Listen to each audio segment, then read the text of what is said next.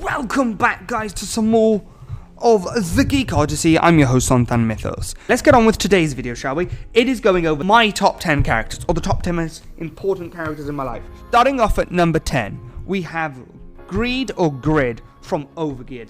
Now, I think I'm all up to date on the manhwa. There might have been a few chapters come out since then, but I've read from like chapter 200 and something, probably, I think, to chapter 1000 and something of the novel. He's the newest one and probably the most likely to be removed, and it's the most recency biased because it's like the only thing I've been consuming for the last month or two. But it's how he starts off as not only average, but worse than average in both personality and ability. He is terrible at the game, he's not very smart, and he's greedy and selfish and kind of a bit of a bad personality. But that's what makes it enjoying to begin with.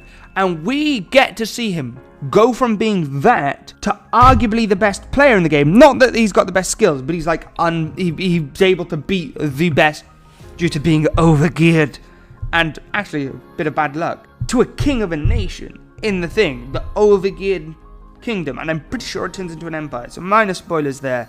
And he's now got he went from being below average to the skills of a high ranker. Now, not the highest rankers, but of high rankers, and more stats, more skills, and overpowered gearing just because he got the legendary blacksmith class. In at number 9, we have Superman.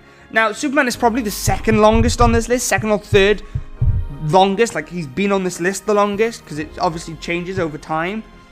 But and I don't particularly, I've said this before, I get bored with Superman sometimes.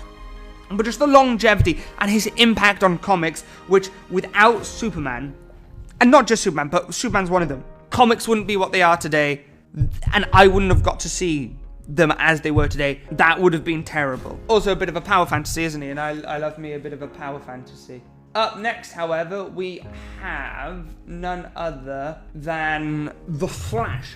Now, The Flash was formerly second place for a bit of a while, and I just love him. He wasn't as long as Superman on this list, and arguably he could have been longer at number second than some of the few people up, but I think that impact of when he was second, there weren't many others. And when he was second, it was dethroning the longest number second for just a bit, who then went back, which number second's been doing for a while, fending off people for a time. And I just love his speed. Quite frankly, it's just the obsession with speed I have. Speed and the need for things fast is baked in with the Flash, I think.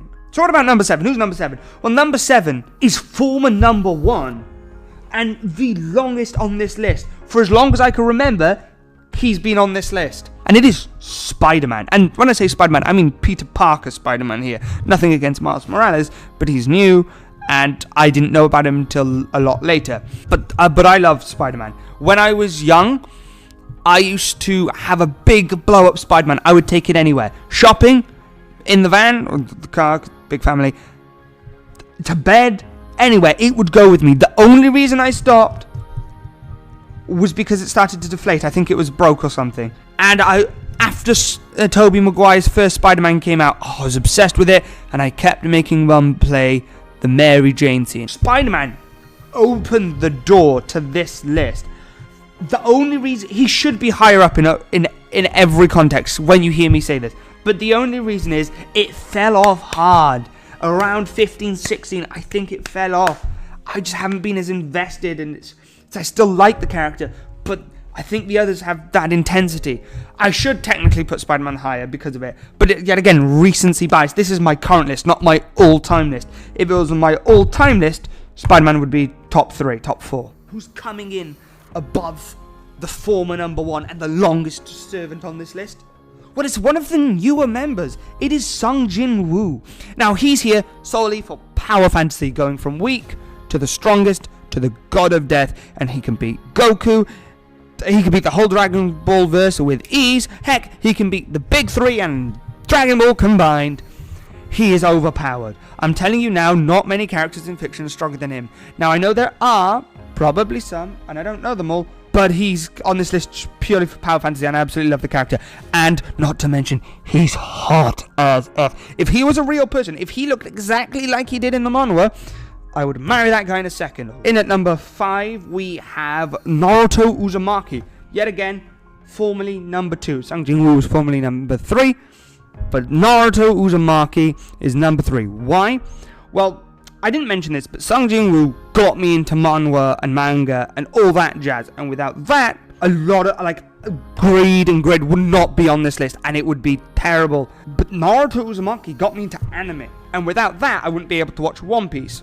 Obviously Naruto. I wouldn't be able to watch That Time I Got Reincarnated as a Slime, Overlord, all the other type of anime I love. But even manga. I wouldn't have got into Solo Leveling. I wouldn't have got into Overgeared. I wouldn't have got into all the really good stuff that I'm reading right now. So Naruto is an important part. And this is why I love the world of One Piece. But Naruto at the moment is just better. I don't think it's better. Actually, I think you could argue One Piece is more fun, but it gets a bit tedious. But Naruto has a bigger impact on me and will always be my number 1 out of the big 3 in anime. So what about number 4?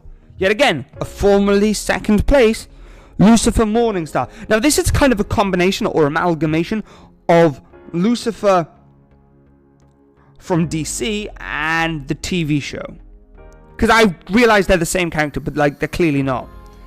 Now, it's just a power fantasy. Lucifer Morningstar has all the power. Like, generally the second most powerful character in DC, and probably one of the top 5 in Marvel and DC combined, if not top 3. I still think, many people debate this, but I still think in DC and Marvel, they're 2 versions of God. The one above all and whatever the other alternative one is, are the only 2 more powerful than him. And, by the way, he's one of the few people on this list who I think could beat Jin-Woo. You know?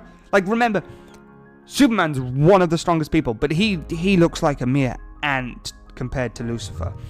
And I just love that. And of course, I've written Lucifer into my own book series. He's not written in yet, but he's, like, planned it, and he's even got spin-offs. And just that power fantasy and that, like, being blamed for something he didn't do.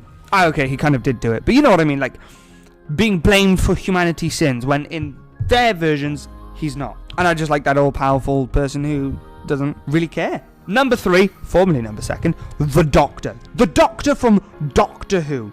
One of the smartest beings in existence, and can solo your favourite verse. He is overpowered and people don't realise it.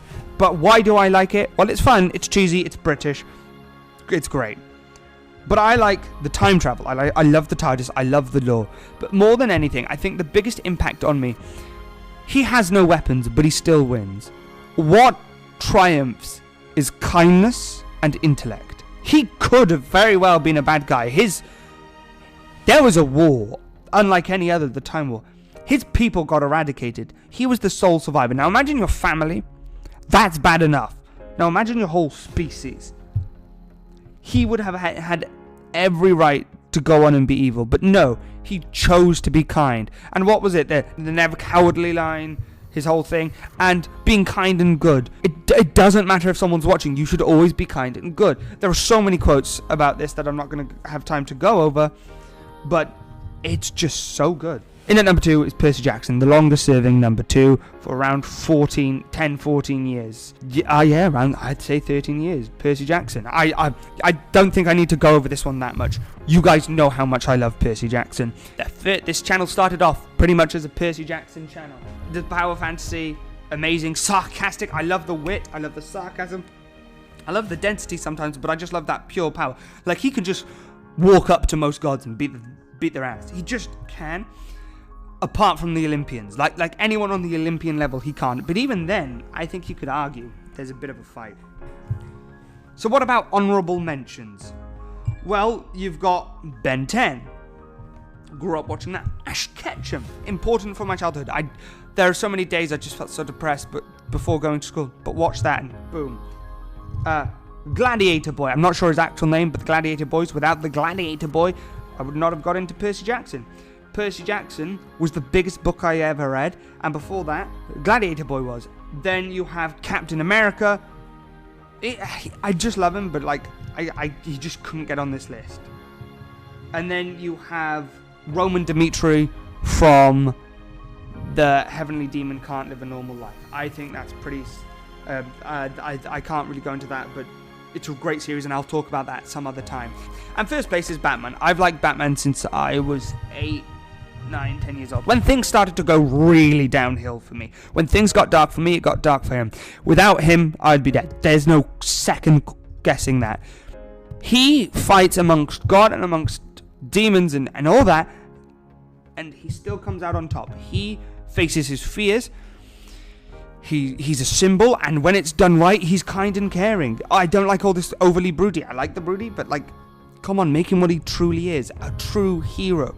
I can't tell you how much Batman is important to me. Heck, I still boost myself up whenever I'm feeling a bit down or unmotivated or something like that. I go, I'm Batman. He has such an unfathomable impact of a man who built himself from a scared little boy to a person that even gods have to respect.